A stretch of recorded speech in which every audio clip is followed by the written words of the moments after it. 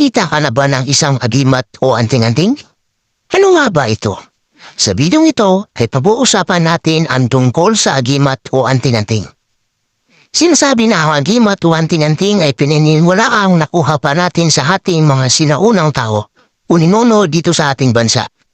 Dahil hindi pa tayo nasakop ng mga Kastila, ay may sinasamba na tayo mga Bathala at sa mga katutubo naman ay mga nito.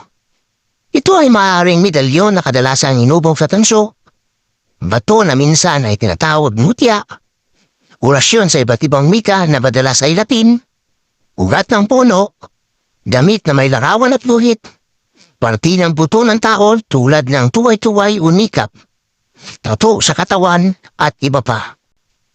Ayon sa ating pananaliksik, ang ating mga bayani na lumaban sa mga mananakop ay sinasabing gumamit din ng mga anting-anting, agimat, ubertud. Ang malaking tanong at palisipan ngayon, saan ba o paano makukuha ang mga agimat o anting-anting?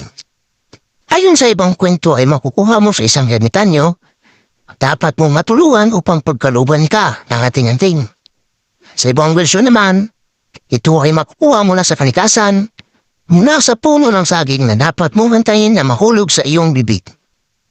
Ang iba naman ay makikipagtungnali ka sa mga maligno, inkanto, kapri at tikbalang upang makuha mo ang ninais mong anting-anting. Sa mga hindi nakakaalam, ay iba-iba ang bisa ng anting-anting at agimat. Ang muna, ang amulet o anting-anting ay kadalasan sa anyo ng medalyon o panyo at maaari itong magbigay ng proteksyon sa anumang pahanib sa nagmamahari nito.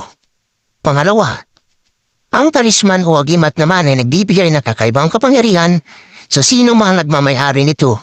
Ito ay nasa iba't ibang hugis at anyo.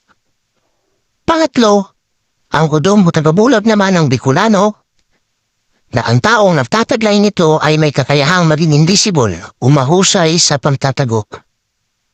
Ang pangapat naman ay ang gabi o wega, na di mababasa ang sino mang mamayari nito kahit na maglakad siya sa ilalim ng tulan.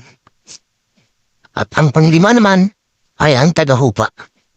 Ito ay may kakayahan o galing sa pagpapasunod o pagpahawat, na sinasabing kahit matindi pa ang galit ng tao, kapag kinausap ng taong nagtataglay nito ay parang magiging tupa sa bait. Ang pang-anim sa ating listahan ay ang pulang corales o red coral, na sinasabing humihigop ng swerte ay ang mapalad ang makatagpo nito. Ang pang-pito naman ay ang pangil ng agimat o kidlat.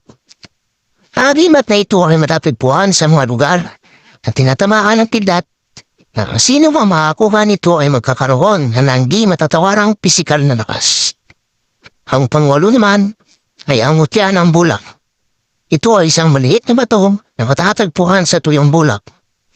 Ang mga nagmamayari nito ay magkakaroon ng magaan na katawan na ginagamit nila sa pag-akyat ng puno dahil sa gaan ng kanilang katawan. Mga kaibigan, sa dami at klase ng agimat at anting-anting na pinananawalaan natin mga Pilipino, naniniwala ka ba nito? O gusto mo rin magkaroon ng isa sa mga ito?